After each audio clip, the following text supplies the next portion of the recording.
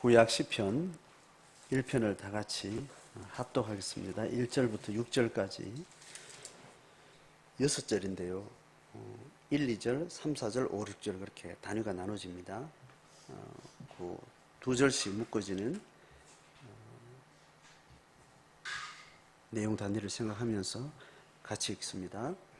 복 있는 사람은 악인들의 꾀를 따르지 아니하며 죄인들의 길에 서지 아니하며 오만한 자들의 자리에 앉지 아니하고 오직 여호와의 율법을 즐거워하여 그의 율법을 주야로 묵상하는도다. 그는 시냇가에 심은 나무가 철을 따라 열매를 맺으며 그 잎사귀가 마르지 아니함 같으니 그가 하는 모든 일이 다 형통하리로다. 악인들은 그렇지 아니하며 오직 바람에 나는 겨와 같도다. 그러므로 악인들은 심판을 견디지 못하며 죄인들이 의인들의 모임에 들지 못하리로다. 무릇 의인들의 길은 여호와께서 인정하시나 악인들의 길은 망하리로다. 아멘. 시편 1편은 시편 150편 중에 하나의 시로 되어 있지만 시편 1편은 시편 전체, 시편 150편 전체의 서론이다. 그렇게 이해를 합니다. 그래서 150편을 권으로 이렇게 나눴어요. 구약의 그 이스라엘 공동체가 시편의 의미를 그렇게 아주 무게 있게 다뤘는데 그것은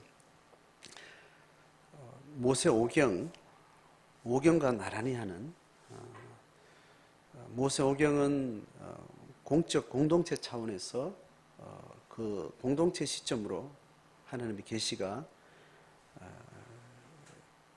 기록되었다면 시편은 개인적인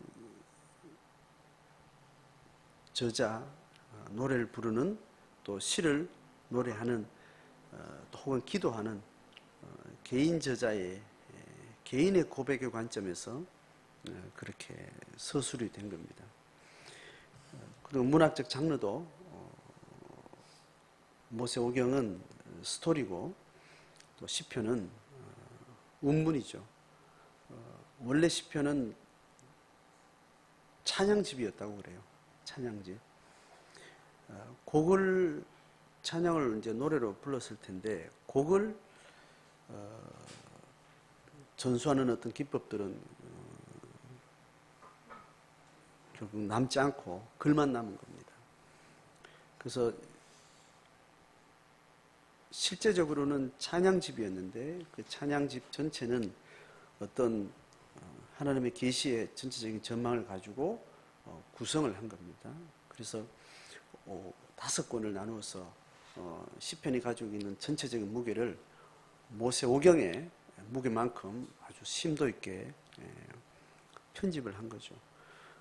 그런 의미에서 시편 1편은 토라 전체를 향한 메시지이기도 하고 시편 전체를 한 묶음으로 한 요지로 말하는 내용을 담고 있습니다. 그런 의미에서 시편은 토라를 강조하는 말씀 생활을 강조하는 그리고 이스라엘 공동체 전체의 하나님의 부르심을 가장 무게 있게 이야기하는 내용입니다.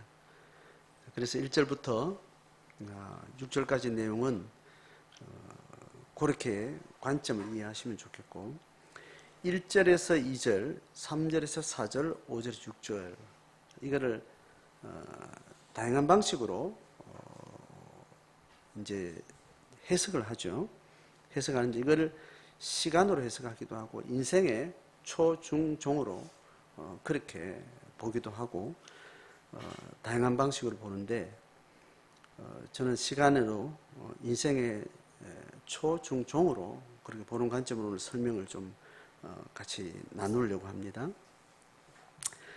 1절, 2절을 같이 보면 1절은 부정적 서술이에요. 2절은 긍정적 서술이에요. 신앙은 하나를 부정하고 하나를 긍정하는 쪽으로 요청이 됩니다. 하나님을 몰랐던 세상에서 하나님 몰랐던 세상을 뒤로 하고 하나님을 알아가는 세상으로 나가는 것, 이게 신앙이죠. 하나님의 형상이 파괴된 채로 태어났다가 하나님 형상을 회복하는 쪽으로 나가는 것, 그걸 이제 신앙이라고 이야기를 하죠. 그 두 가지 쿵짝을 이해하시고 1절, 2절을 그렇게 이해하면 좋겠습니다. 하나는 부정이요, 하나는 긍정이다. 그래서 구체적으로는 이렇게 말합니다. 복 있는 사람은 해서 토라를 따라 살 수 있도록 부름받은 이스라엘 공동체 전체를 복 있는 사람이라 규정합니다. 이 복은 히브리어로 토브예요. 토브. 이 토브는 동양에 적어도 한국 사회가 가지고 있는 복이라는 개념하고 근본적으로 맥락을 달리합니다. 구약의 토브는 하나님의 천지 창조 신앙과 연결됩니다. 신약의 팔복까지도 이어지는 모든 복도 그리고 하나님이 처음 창조하셨던 그 창조의 그 장으로 이렇게 이어지는 거죠. 그래서 복 있는 사람은 하면 이 복을 근원적으로 성경신학적으로 하나님의 구속사의 그 경륜의 큰 흐름 속에서 이해할 때 근원을 향해서 이걸 이해하면 됩니다. 그러니까 하나님의 창조 이후에 하나님 보시기에 좋았던 피조세계 전체와 그 가운데 그 피조세계를 통치하도록 위임받은 인간의 원래 창조된 모습을 하나님께서 토브로 맞이했던 겁니다. 그렇게 했다가 그 토브를 상실한 인류 세상에 하나님이 토브를 회복하기를 원하는 역사를 이제 하나님이 구성하기 시작했는데 그것이 아브라함을 부르는 데서 시작됐습니다.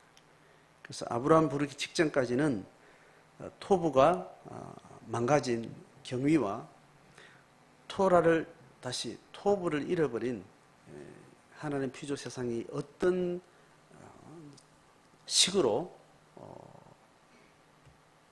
펼쳐졌는가를 11장까지 이야기를 하고 나서 토브를 회복하는 하나님의 역사적 전략이 시작된 것이 아브라함과 이스라엘 공동체를 통해서 신약시대에 이어지는 하나님의 삼경륜을 통해서 이어지는 큰 그림이 되는 거죠.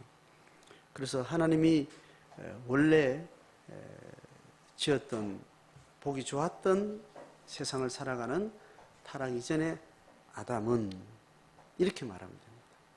복 있는 사람을 이해하시겠죠? 그 사람들은 따르지 아니하고 서지 아니하고 앉지 아니하고 토부를 상실한 세상과 이제는 결별하고 토부의 근원 되시는 하나님을 향해서 삶을 결정한 사람들, 그렇게 삶의 방향 전환을 이야기를 합니다. 토부의 사람으로 부름받기 전까지는 우리는 악인들이었죠. 토부를 상실한, 그리고 죄인들이었죠.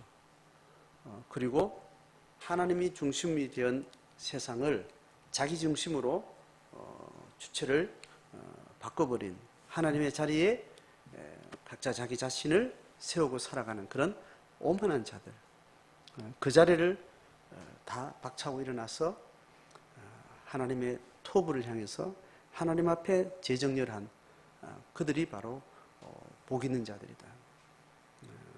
구약에는 이스라엘 공동체의 언약 백성들을 이야기하고 신약의 만 백성의 예수 그리스도의 이름을 따르는 예수 그리스도로 인해서 영이 회복된 모든 제자들을 일컫는 말입니다. 그래서 악인들이, 죄인들이, 오만한 자들이 가는 그 길, 그 자리, 그 삶의 방식을 버리는 거예요. 그래서 이 복 있는 사람이 뭐를 아니하고는 하나님이 구속사를 시작하고 난 이후에 하나님이 설정한 구원 역사의 중요한 계기가 두 포인트 있는데, 떠나고 탈출하는 거예요. 첫 하나님의 구원 계시가 시작된 첫 아브라함이 버리고 떠나는 일을 하나님 앞에 소명으로 받는 겁니다.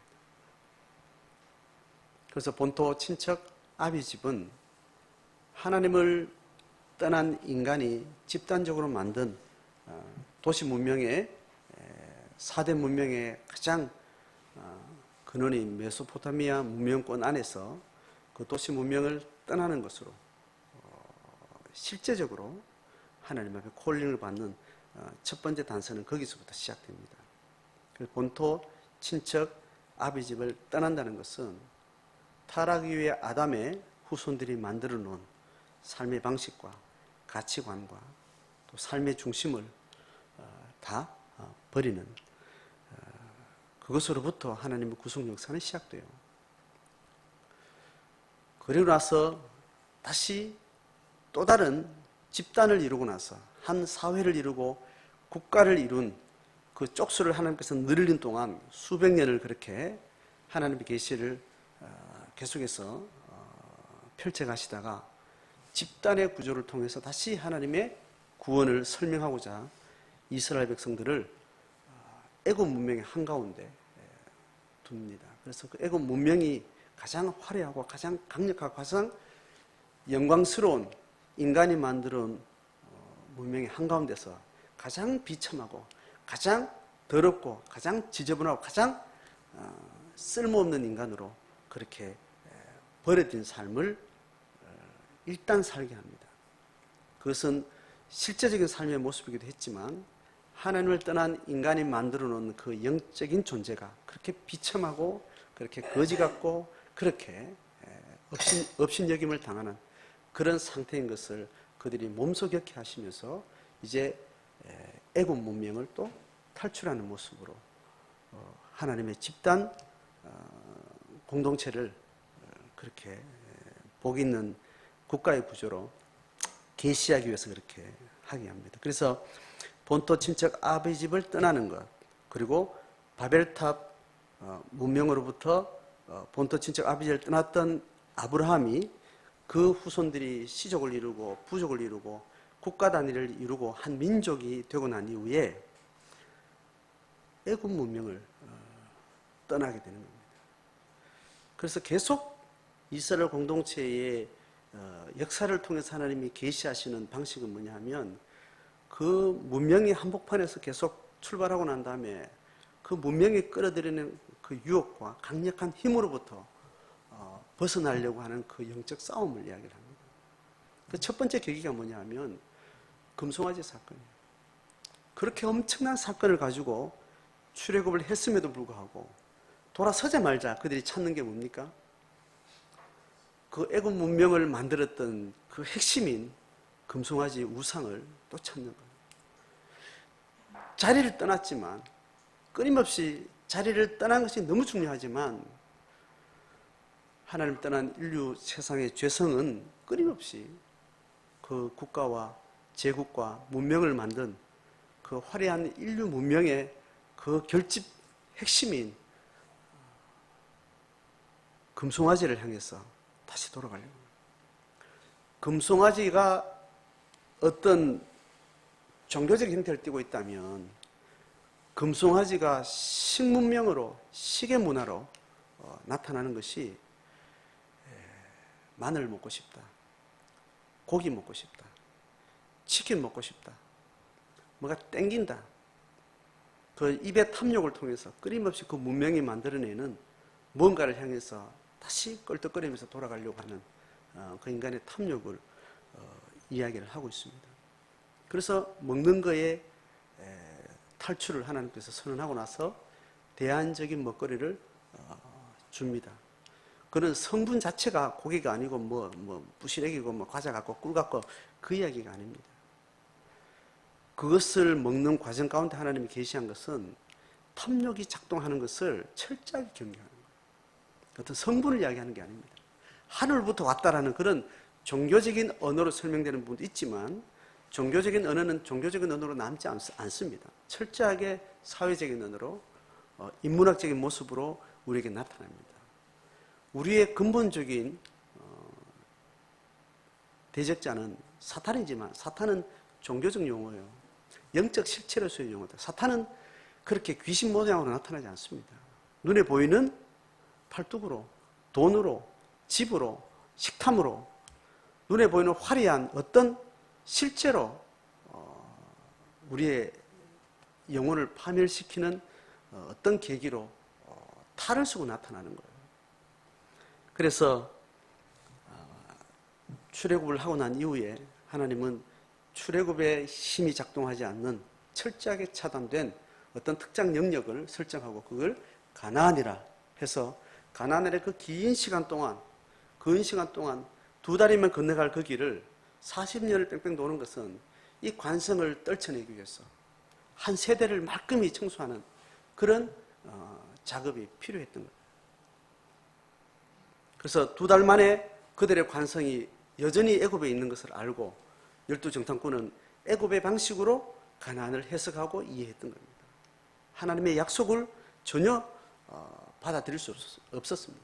그들은 애굽에서 그렇게 났고 애굽에서 먹고 애굽에서 봤고 애굽에서 지냈기 때문에 거지 같은 애굽 생활도 그것이 온몸에 거지 근성으로 애굽의 방식을 온몸에 가지고 있었기 때문에 그 새로운 하나님의 가나안 땅을 보고도 약속으로 해석하지 않고 몸에 가져 있는 이 문명의 방식으로 해석했던 겁니다.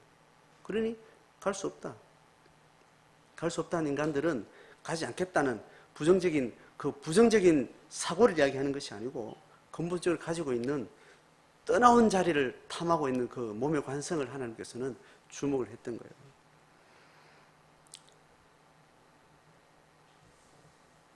그래서 금송아지를 경험했던 그들은 그 관성을 떨쳐내고 40년을 지나고 가나안에 결국 들어가죠. 들어가서 가나안은 이전에 말한 것처럼 이제 따르지 아니하고 서지 아니하고 앉지 아니하고 이제는 뭘 할 거냐 했을 때는 그들의 몸을 가득 채웠던 이 문명의 관성으로부터 떠나서 하나님이 허락하신 것이 하나님 자신이었어요. 하나님 자신의 영을 그 개인과 공동체 위에 율법이라는 것으로 허락해 줬습니다. 율법의 원리를 따라 살아라. 저 제국의 문명을 따라 살지 않고 원리를 따라 살지 말고 율법의 원리를 따라 살아. 그렇게 해서 2절이 여호와의 율법을 즐거워하며 율법을 주야로 묵상하는 자다. 그 율법이 선언되어지고 율법의 삶의 원리를 다 낱낱이 법과 제도의 방식으로 가나안에 하나님께서 허락하신 거죠. 거기도 여전히 제국의 문명은 거리는 멀지만 여전히 정착 문명에서 유목 문명으로 빠져나와서 유목은 아직 정착하지 않은 도시를 만들지 않고 성벽을 만들지 않고 힘과 권세를 만들지 않은 떠돌아다니는 그런 유목민들의 아주 초기 문명으로 자리 잡은 가나안에 여전히 가나안에 있었던 사람들은 유목민으로 살고 있지만 그 유목민은 끊임없이 정착민을 향해서 욕망을 계속 부추기는 그런 나라였습니다. 그래서 애굽에 강력한 죄의 도성이 있었지만 여전히 가나안 땅의 7족속은 여전히 그 족속들은 초기 유목민을 극복하고 정착민을 빨리 만들어가는 자들을 통해서 작은 도시국가가 형성되고 그 도시국가는 다시 결집을 해서 하나의 국가를 이루고 또 다른 문명을 만들려고 하는 인간의 죄성이 여전히 작동하는 지역이 있어요.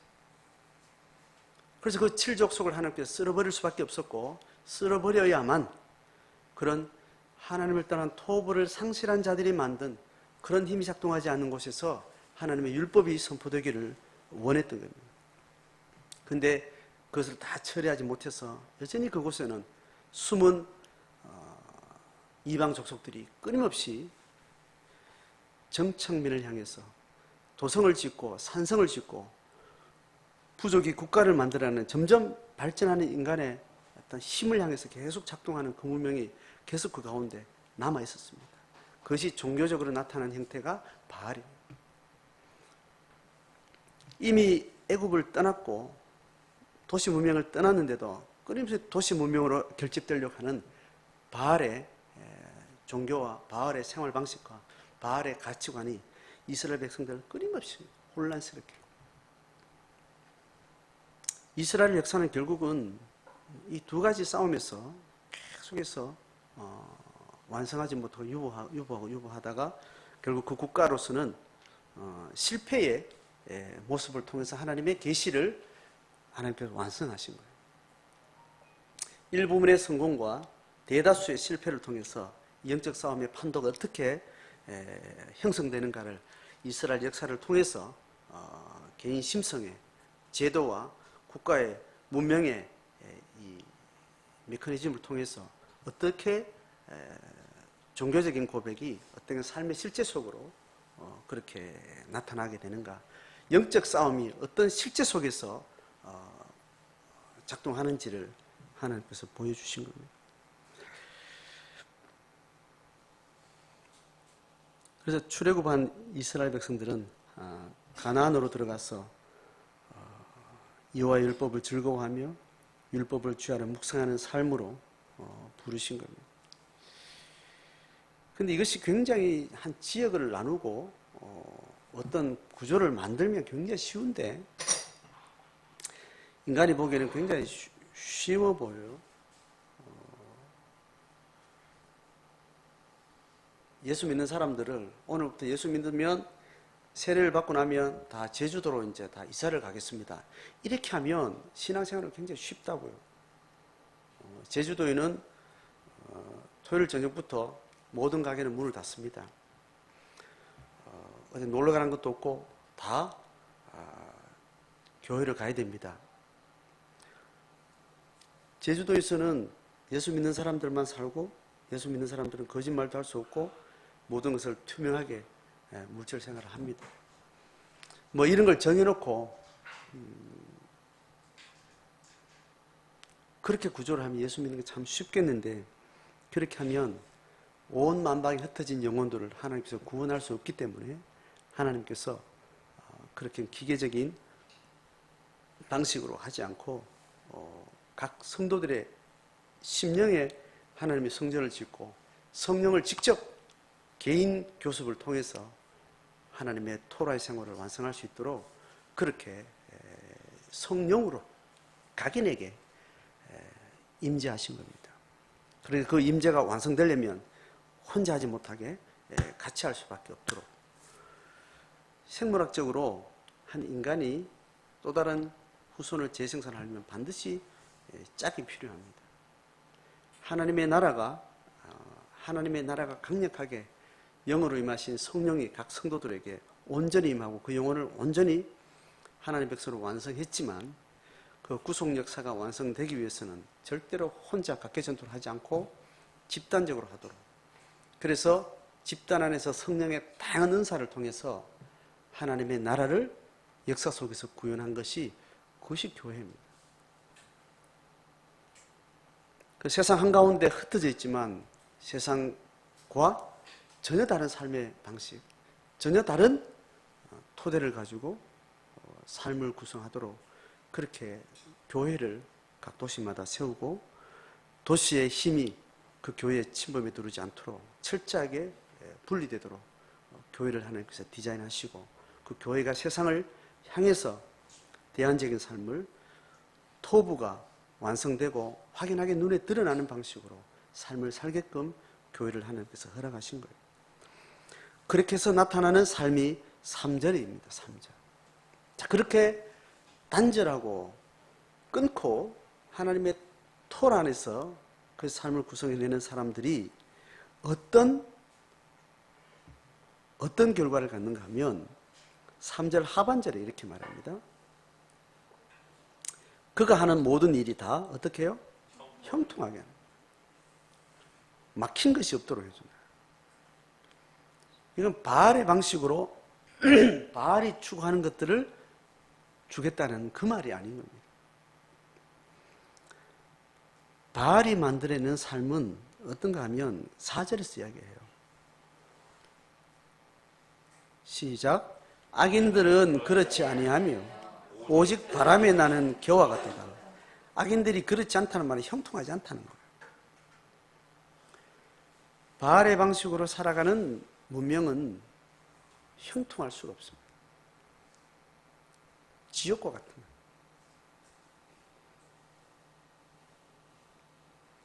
그런데 율법 안에 있는 자들은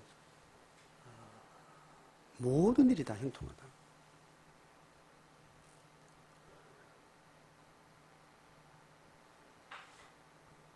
그 모든 일은 바알이 만들어내는 복의 수혜자와 또 버림받은 자들, 그들이 아무 문제가 안 된다는 그 말입니다. 형통하다는 이야기를 요셉 생애 스토리 중에 형통한 이야기를 극적으로 강조해서 매번 이야기하는 때가 언젠가 하면, 요셉이 인생의 가장 높은데 가장 낮은 데 널뛰기를 했던 사람이잖아요. 그죠? 그가 가장 낮은 자리에, 가장 비참한 자리에 있을 때 그때 그가 형통했다라고 이야기를 해요. 감옥에 있을 때 여전히 감옥에 붙들려 있는 그 상황 속에서 그가 형통했다라고 기록을 하고 있습니다.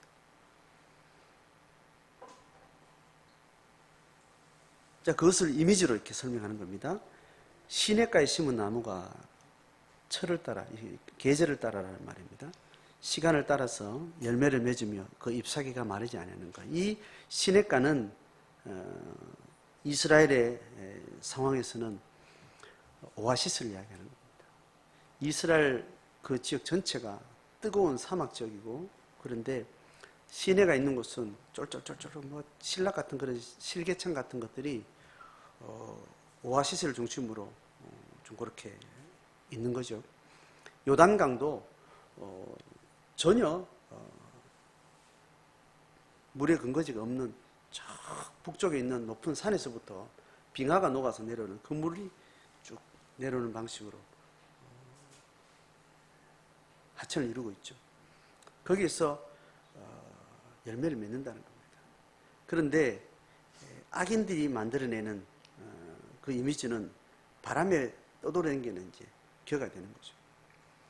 겨도 그렇고 나무도 그렇고 여전히 바깥의 환경은 바람이 불고 햇볕이 내려 쪼이고 수분이 충분치 않는 그런 환경에 그대로 노출되어 있는데, 이 토라는 그 뿌리를 책임져 주는,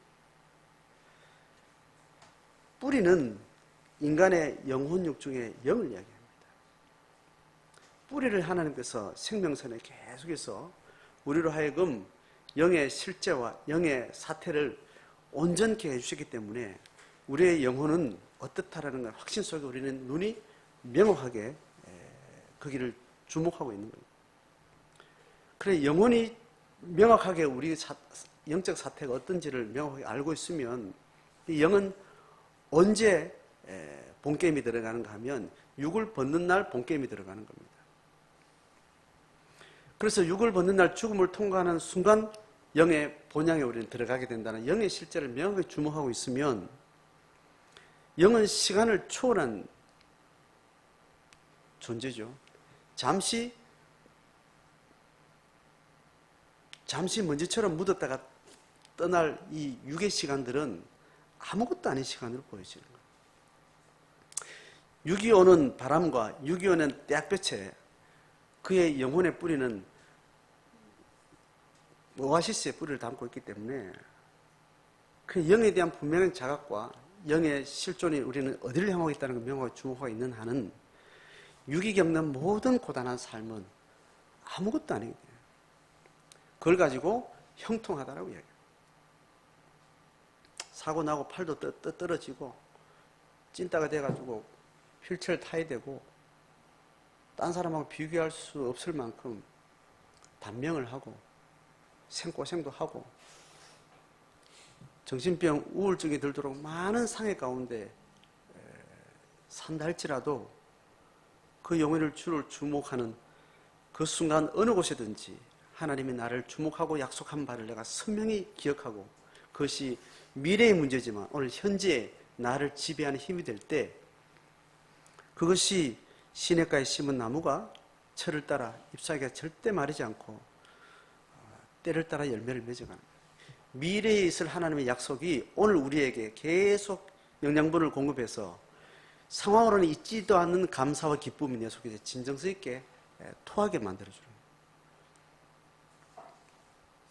영혼의 뿌리를 전제하지 않고 그 사람 상황 꼴을 보면 저게 어디서 저래 웃음이 나올 만하냐, 어디서 저 감사가 있으면 어디서 저 버젓이 단잠을 잘 수 있냐, 도무지 해석이 안 됩니다. 근데 그 영혼이 어디에 맞닿아 있는지를 알지 못하면 그건 미스테리가 되는 거죠. 그래서 우리는 하나님의 토라가 우리에게 끊임없이 이야기하는 것은 우리의 근본 뿌리가 어디에 닿아 있는지를 그걸 계속 확인하게 하는 거예요. 그래서 그 뿌리가 없는 견은 결국은 떼약볕에 바람에 끊임없이 떠다니는 그런 모양새를 갖게 되는 거죠.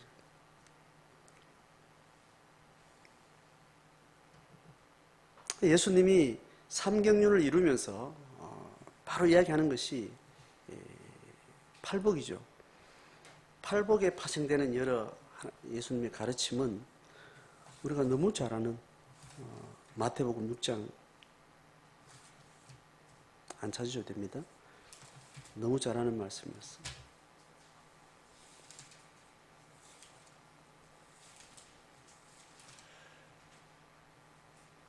6장 31절로 34절.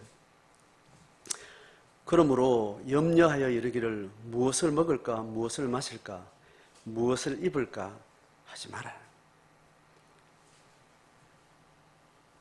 이는 다 이방인들이 구하는 것이다. 너희 하늘 아버지께서 이 모든 것이 너희에게 있어야 할 줄을 아시느니라. 먹고 마시고 입을 것이 있어야 될 줄 하나님이 아신다 그랬어요. 언제까지요? 우리에게 수명의 분복이 다하는 날까지 하나님께 하신다 그랬어요. 그래서 너희는 먼저 그의 나라와 그의 의를 구하라. 그리하면 이 모든 것을 너에게 더하신다. 그러므로 내일 일을 위하여 염려하지 말라. 내일 일은 내일 염려할 것이요 한날의 괴로움은 그날로 족하니라. 자, 이것이 토부를 잃어버린 하나님을 떠난 인간들의 문명이 만들어내는 힘의 방식입니다. 힘의 방식이에요. 왜 그렇게 좋은 대학을 갈 수 있는지 아세요? 유치원 때부터 저놈은 좋은 대학을 가야 돼 하고 마음먹고 모든 것을 거기에 투자를 하는 거예요. 운이 좋아서 IQ도 잘 받았고, 운이 좋아서 학군도 잘 받았고, 운이 좋아서 경제적으로도 밀리지 않아서 경쟁이 어느 정도 올라서면 쟁취를 하는 거죠. 그렇게 해서 좋은 대학을 가죠. 거기서 멈춥니까? 이미 확보된 학벌로 또 다음 경쟁에, 다음 염려와 다음 근심으로 또 다음 단계를 또 가는 거죠. 취업을 해야죠. 취업의 과정은 끊임없이 연봉 싸움이고 성공 싸움이고 그 과정에 가정도 이루어지죠. 이런 과정들이 다 염려와 근심에 의해서 긴 시간 동안 인생 전체를 잡아먹는 힘의 원리가 되는 겁니다. 그래서 세상이 만들어내는 이 화려한 문명은 그 인간의 잠도 자지 않고 열심히 살아가는 그 경쟁의 힘에 의해서 만들어진 결과물이죠. 그 누가 걱정하는 거라고? 이방인들이 구하는 거예요. 그 초등학교 때, 중학교 때, 고등학교 때 뭘 먹고 살아야지 걱정하는 것은 이방인들이 만들어 놓은 사고 구조예요. 꿈을 가져라. 꿈속에는 여러 가지 신앙의 꿈도 있고 다양한 걸 함축해 있지만 예수 믿는 사람조차도 그 꿈이라는 것은 하나님의 꿈이 아니에요. 인간이 바알의 문명을 따라가 살면서 상상하는 자기 삶의 꿈이에요.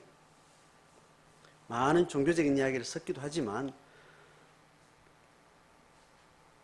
철저하게 분석하지 않으면, 철저하게 정리하지 않으면 대부분 사단은 그 꿈을 통해서 바알의 욕망을 우리 인생에 계속해서 넣습니다. 그래서 바알의 꿈을 빨리 이룬 사람을 우리는 복되다고 이렇게 하는 거예요. 그 바알 종교예요. 여호와 이름을 부르면서 바알을 꿈꾸고 바알의 삶을 추구하는 그 방식인 거죠.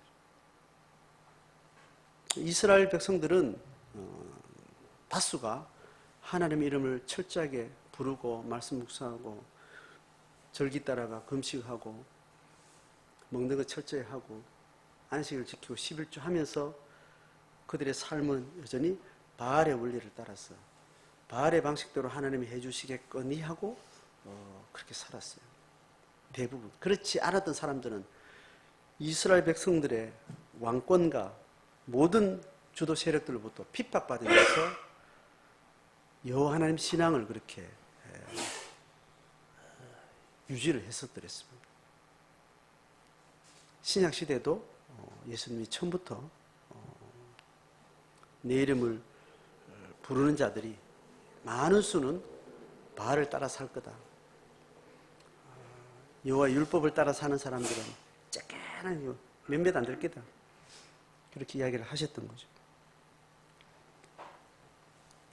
그래서 예수 신앙을 추구하는 사람이 다음 세대 아이들이 뭘 먹고 살까를 걱정하고 거기에 대비하는 것을 기특하게 생각하는 것은 사단에게 쏟고 있는 거예요.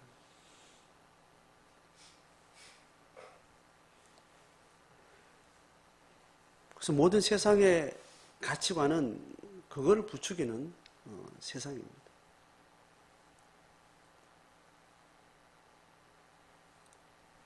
성빈이가 초등학교 저학년이었을 거예요. 동네 구멍가게만 돌아다니던 애가 TV도 보고 백화점도 댕겨보고 쇼핑센터도 댕겨보더만은 대단한 걸 발견한 것처럼 아주 아빠 돈만 있으면 다 돼요. 경제를 가르치지도 않았는데 자본주의 사회의 어떤 메커니즘이나 어떤 원리도 가르치지 않았는데 지가 돌아다녀 보고는 그걸 대단한 걸 안 것처럼 아이고 참 덜 떨어진 놈이 그 보통 도시에 살면 유치원 때 다 알아요. 아이고 미련한 놈아 그 이제 알았냐? 유치원 때 다 안다고. 유치원 때.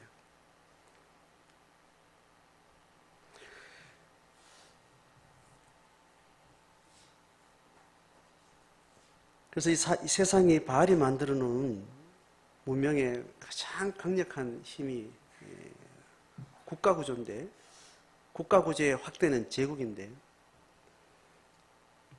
이 국가를 단위로 만드는 인류 문명에 만드는 가장 무서운 힘이 폭력이에요. 또 하나는 교육이에요. 말짱한 백제 같은 아이를 수백 년, 수천 년 인간이 만드는 문명에 최적화된 인간으로 20년 만에 확실하게 만들어내면 다음 세대를 그동안 수십 세대를 동안 인간이 축적한 모든 원리를 바로 10년 사이에 아이들의 정서와 삶 속에 그대로 장착시키는 이 힘이 교육이 가진 힘, 집단성 힘. 그 힘 앞에 예수를 주로 고백하는 자들이 어떻게 토라를 따라 살아야 되는지를 가르칠 수 있는 힘이 너무너무 무기력합니다. 농경사회 때는 그렇게 국가가 집단적으로 교육을 체계화시키지 않은 시대에는 아이들이 부모가 살아가는 삶의 모습 보고 엄마가 사는 성질대로 동네 어른들이 하는 삶의 모습 보고 그렇게 살아야 되는 줄 그렇게 알았어요. 향소부국이라 하는 천민들이 사는 마을에는 아이들이 아주 천덕꾸러기처럼 살아요. 근데 양반들이 어느 중심 세력이 되어서 서당이나마 그나마 있고 윤리와 인간의 삶의 도리들을 그나마 그 마을이 전체적인 가치로 받아들이는 사이는 아이들이 규모 있게 크고 수치심도 알고 자기 존재 가치도 알고 배려하는 마음도 생기고 그렇게 배우게 돼 있었어요. 근데 국가가 집단화되어지고 더 체계화되면 될수록 하나님을 떠난 인간의 가치를 더 집요하게, 더 강력하게 만들어내는 겁니다. 그래서 선진국은 다음 세대도 선진국에 갈 수 있도록 그렇게 다음 세대를 철저하게 체계화시키는 거예요. 교육의 힘은 너무너무 무섭습니다. 그래서 인간이 만들어 놓은 그 도시 문명, 인간이 만드는 문명의 교육의 체제를 맡겼던 신앙 공동체는 급속하게 세속화되었어요. 근데 신앙을 대를 이어서 계속 이어가는 그 힘들은 대부분 국가나 세속 문화가 만들어낸 교육이 약한 곳에 있는 사람들, 그런 사람들이 신앙을 대를 이어서 이어가는 부분들에서 훨씬 강력했어요. 우리는 전자의 세계 속에 지금 빠른 속도로 그렇게 달려오게 됩니다. 그래서 다음 세대의 후진국 사회에서 너무 빠른 한 세대 만에 선진국이 되고 난 다음에 다음 세대가 뚝 떨어지는 건 당연한 거예요.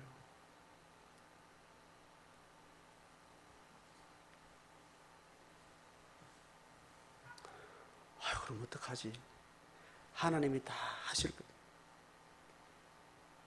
엘리야가 없어도 순결한 하나님의 사람을 이제 다음 아프리카 대륙에 저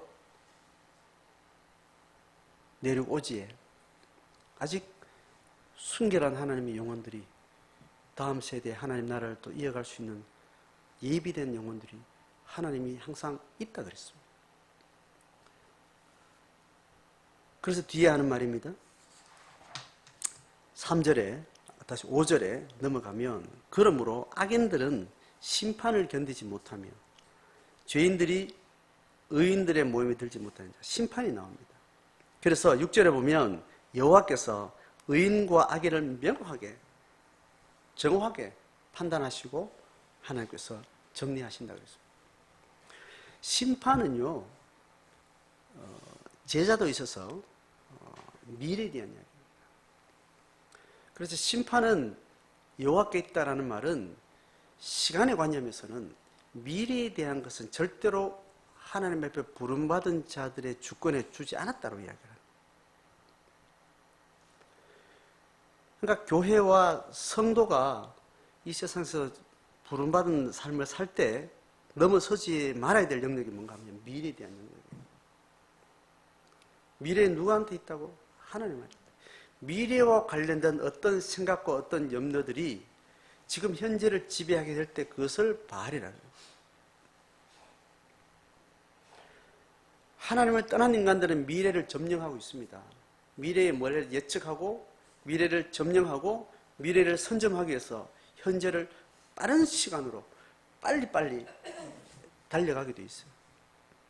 그런데 하나님의 사람은 그렇게 살지 말라고 이야기해요. 하나님이 심판하신다는 말은 죽음 이후에 대한 이야기이기도 하지만 죽음 이후의 시간을 포함한 미래에 대한 그 이야기 오늘 마태복음 6장에 이야기하잖아요. 내일 일이라고 이야기하는 거예요.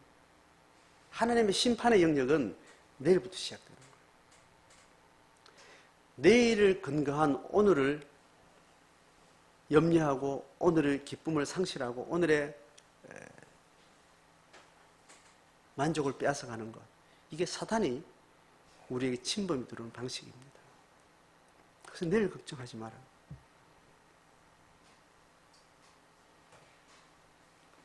내일의 걱정은 오늘의 최선의 하나의 상으로만 우리 속에 있는 겁니다. 내일 잘하기 위해서 오늘 최선을 해서 공부를 해야 되는 거죠. 그건 청지기 관점에서 이야기입니다. 그런데 내일 어떤 상을 두고 오늘 열심히 하면서 염려하는 순간 뭐예요? 나그네 심을 포기하는 거예요.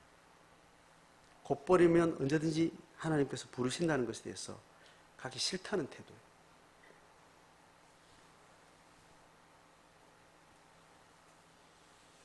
내일에 대한 염려가 전체적으로 하나님의 심판, 하나님의 주권에 달려 있다는 거예요. 그리고 현재는 하나님 철저하게 하나님 주권을 우리에게 맡겨주신 거예요. 네가 결정해야 현재는 결정된다. 결정은 현재는 네가 결정하고 미래는 내가 결정한다. 하나님이 이것으로 시간성 속에서 하나님의 주권은 그렇게 이야기를 하는 겁니다. 그래서 현재는 청지기로 살고 미래는 나그네로 살라고 이야기해요.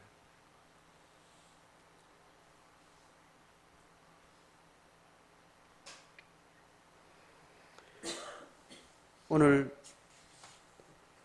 토라를 향해서 살아가는 사람들이 어떻게 부름받은지를 기억하면서 제가 아이를 이제 친정을 처가를 점찍고 시댁을 점찍고 제가 왔잖아요. 그러니까 애들이 집집마다 이렇게 다 평균하면 저희 네 형제인데 평균 둘씩 되니까 8명을 이렇게 만나는 거. 대부분 다 청년기에 다 들었었고 청소년기에 있는 아이들이 좀 있고 다 걱정이 대학 가는 걱정에다가 고등학교 이제 들어간 제 조카가 기도 제목 나눈다고 뭐 이렇게 나오는데 뭐 먹고 살이 될지 몰라서 걱정이에요. 이렇게 그 소리를 하더라고요. 맨날 걔를 두고 제 남동생이 저 아버지가 걱정했거든. 어디 가면 뭐 하면 잘 된다. 뭐 하면 먹고 살 수 있다. 이 걱정을 끊임없이 하는 거예요. 농고에 보냈어요. 농고에 보내놓고 아버지는 지금 땅 살려고 지금 농토를 살려고 계획을 하고 이렇게 있는 거예요. 어릴 때부터 집요하게 니 뭐 먹고 살아야 된다. 거기에 끊임없이 예수 잘 믿는 제 동생입니다. 교회에서 중직을 맡고 담임 목사님한테 신뢰를 받고 교회에 많은 사역을 하는 고등학교 들어가면서부터는 이제 그 생각에 사로잡혀가지고 그래서 너무너무 스트레스 받으니까 그 스트레스를 좀 버텨내려고 학교 갔다 오면 뭐 할까요? 게임을 열심히 해요. 컴퓨터 게임. 제가 보면서 시편 1편을 제가 나누고 싶었는데 그럴 시간도 없이 그냥 예배드리고 애들 이야기 좀 나누고 기도하고 마쳤는데 제가 다녀오는 동안 계속 이 시편 1편이 너무너무 떠오르는 거예요.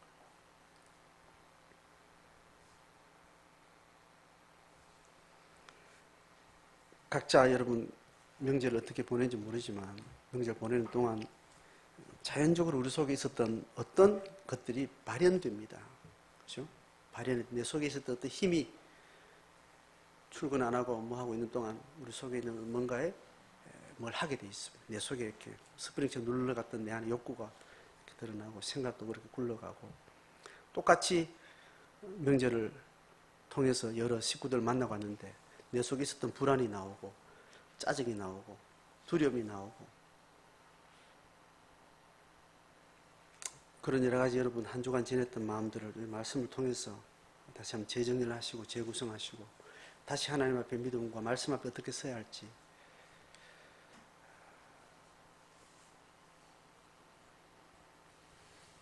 자식 커서 뭐 먹을까 이 걱정하는 거는 정말 예수 믿는 사람 해서는 안 될 일입니다.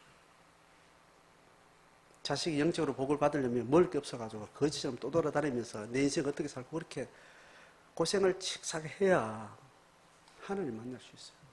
적어도 기도한 자식들은 기도해서 키운 자녀들은 지가 막다른 길에 서면 기도했던 부모를 떠올릴 확률이 그렇지 않은 애가 훨씬 많기 때문에 걔들이 막다른 길에서 하늘 쳐다보면서 뭐 먹고 살까 걱정하는 길을 자꾸 이렇게 열어주셔야 됩니다.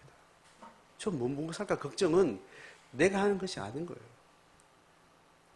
그래 부모 품에 치맛자를 계속 넣어놓으니까 아이들은 부모가 하나님인 줄 알고 자기 인생의 험한 길을 걸었질 않는 거예요.